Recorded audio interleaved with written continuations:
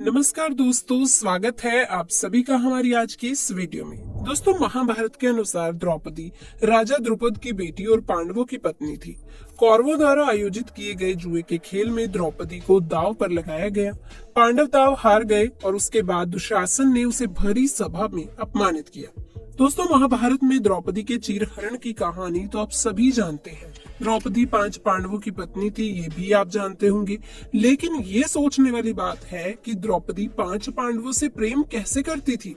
क्या पांचों पांडव के बीच द्रौपदी को लेकर कोई नियम था?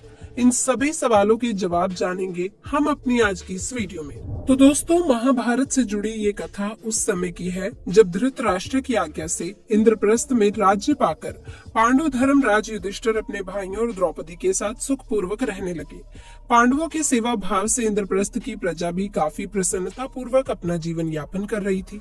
पर एक दिन अचानक जब सभी पांडव भाई राज्यसभा में बैठे थे, उस वक्त बाहर नारद मुनि आए। देवऋषि नारद मुनि को अपने सामने देखकर धर्मराज युधिष्ठिर सहित सभी पांडव भाई खड़े होकर हाथ जोड़कर उन्हें नमस्कार करते हैं और उन्हें अपना आसन बैठने के लिए देते हैं। नारद मुनि ने आसन पर बैठने के बाद सभी पांडव भाई अपनी पूरी श्रद्धा से उनका आदर सत्कार करते हैं। पांडवों की सेवा भाव को देखकर देवऋषि नारद मुनि मन ही मन बहुत प्रसन्न होते हैं।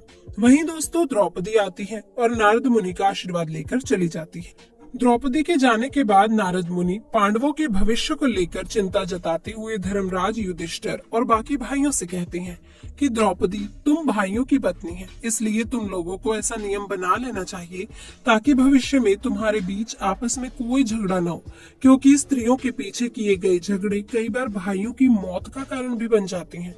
नारद मुनि की बातें सुनकर पांचों भाई सन्न से रह गए और फिर थोड़ा रुककर धर्मराज युधिष्ठिर नारद मुनि से कहते हैं, प्रभु, हम पांचों भाइयों में आज तक कभी द्रौपदी को लेकर कोई मनमुटाव नहीं हुआ और मुझे पूरी उम्मीद है कि भविष्य में भी हमारे बीच कभी ऐसा कुछ नहीं होगा, इसलिए शायद हमें ऐसे नियम की जरूरत नहीं है।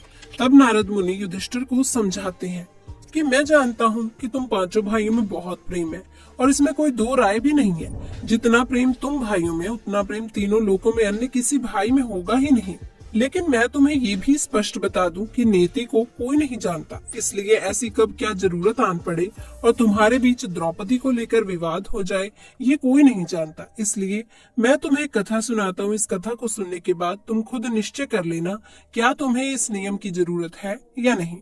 दोस्तों, इसके बाद देवऋषि नारद मुनि पांचों पांडव भाइयों को सुंद और उपसुंद की कहानी सुनाने लगते हैं। दोस्तों, आपको बता दें कि नारद मुनि जिस सुंद और उपसुंद की कहानी पांडवों को सुनाते हैं, उनका वर्णन महाभारत आदि पर्व में विरुदागमन राजा वल्लभ पर्व में वर्णित है, जिसके मुताबिक प्राचीन समय में सुंद और उपसुंद नाम के 2 पराक्रमी भाई थे। दोनों के बीच बहुत ही ज्यादा प्रेम था।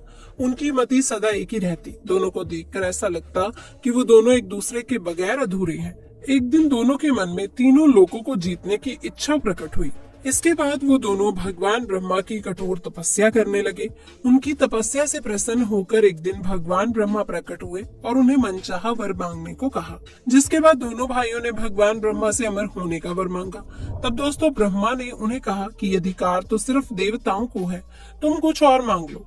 तब दोनों भाइयों ने बहुत ही चालाकी से भगवान ब्रह्मा से कहा कि हम दोनों को एक ऐसा वर दीजिए कि हम सिर्फ एक दूसरे के द्वारा मारे जाने पर ही मरे। तीनों लोकों में किसी में बस इतना बल ना हो कि वो हमें मार सके। तब भगवान ब्रह्मा अपने कहे मुताबिक दोनों को वरदान दे देते हैं।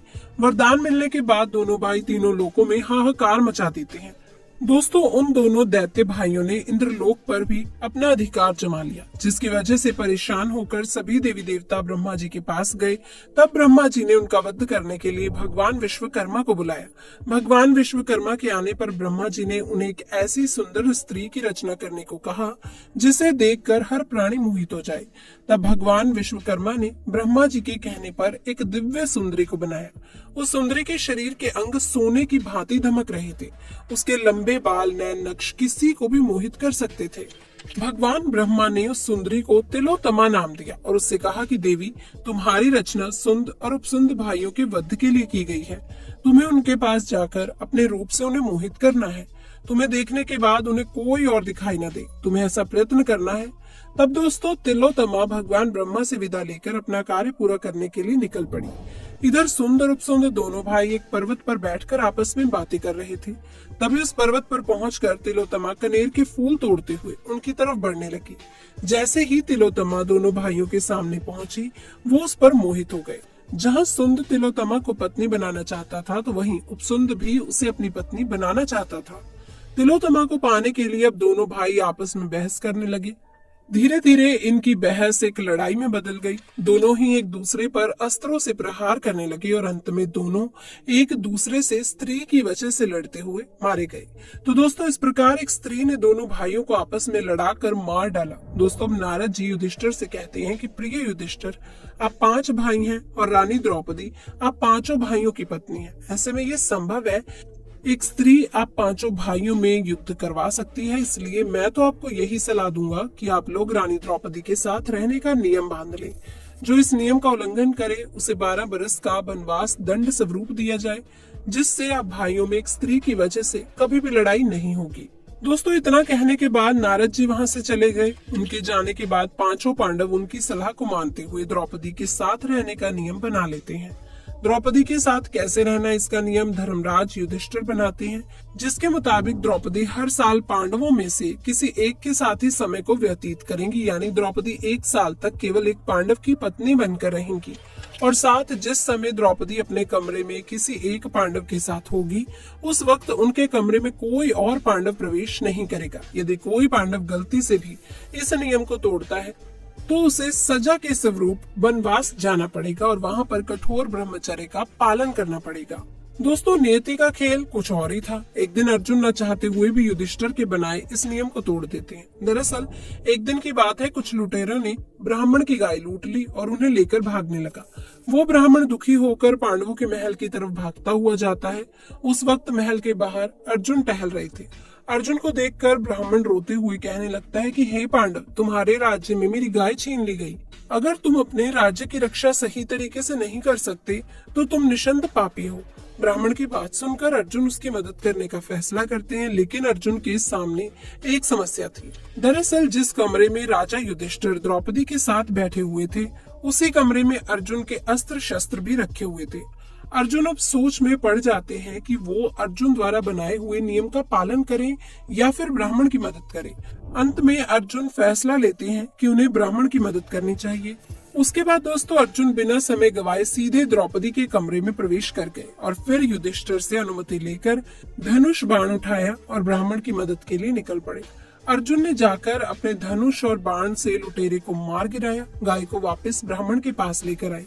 दोस्तों, ब्राह्मण ने उसे ढेर सारा आशीर्वाद दिया और वहां से अपनी गाय को लेकर चला गया।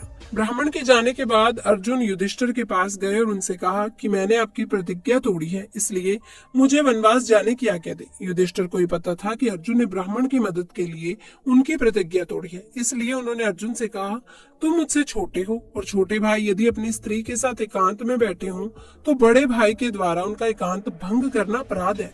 लेकिन जब छोटा भाई यदि बड़े भाई का एकांत भंग करे तो वो क्षमा का पात्र है। इस पर अर्जुन युधिष्ठिर से कहते हैं कि आप ही कहते हैं धर्म पालन में किसी भी प्रकार की धोखाधड़ी नहीं करनी चाहिए, इसलिए आप मुझे वनवास जाने की आज्ञा दें।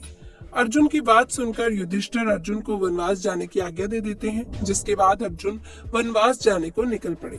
तो दोस्तों, ये थी हमारी आज की वीडियो। उम्मीद है कि आप सब समझ गए होंगे कि द्रौपदी कैसे अपने 5 पतियों के साथ रहती थी। कहानी पसंद आई हो तो वीडियो को लाइक करें, शेयर करें और चैनल को सब्सक्राइब करें। धन्यवाद।